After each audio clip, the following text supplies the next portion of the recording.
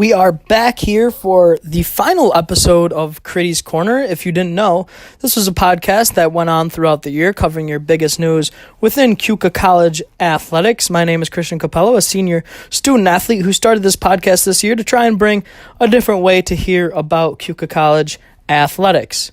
Today we will cover the athletes that were named to all conference from our spring sports. Big things that happened recently, including the baseball team winning the regular season NEAC title and Chriddy's bold prediction for one last time.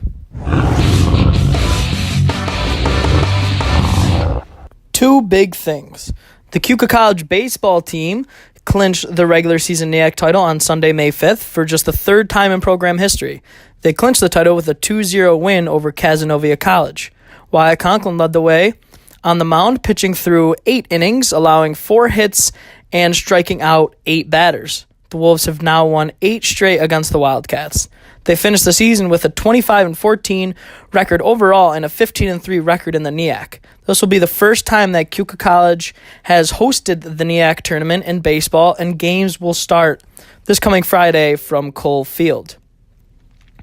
Next, the women's lacrosse team season ended on Saturday, May 4th, in a 21-16 loss to SUNY Poly.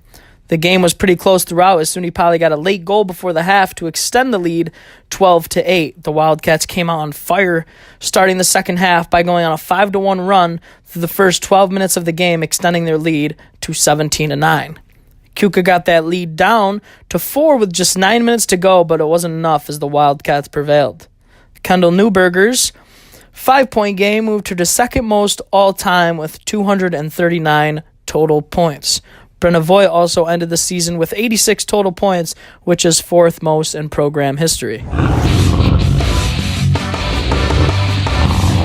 So now for NEAC all-conference selections, because of how many all-conference selections there were between both the men's and women's lacrosse teams, we're just going to name the athletes that were selected to the all-conference teams and what teams that they made. So first, for the women's lacrosse team, making the first team was seniors Kendall Newberger and Elizabeth Sherman.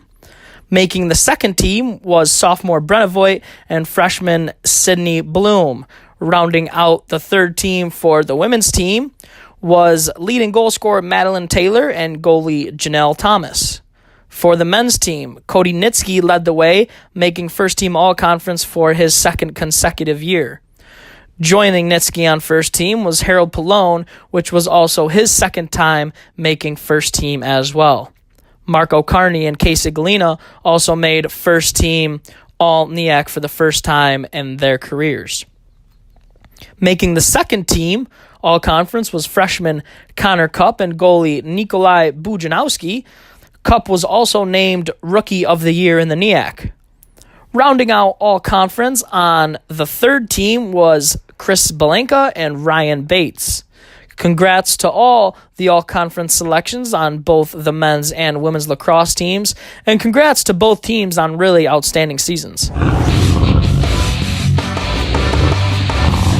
Chriddy's bold prediction. So for my final prediction on Chriddy's Corner, I predict that the Keuka College baseball team will win against Wells College in the second round of the double elimination NEAC tournament on Friday. They have a lot going for them after winning their first regular season title since 2014, and they are led by a really good group of seniors, including Dan Bayman, who has been a vital part of their team this year.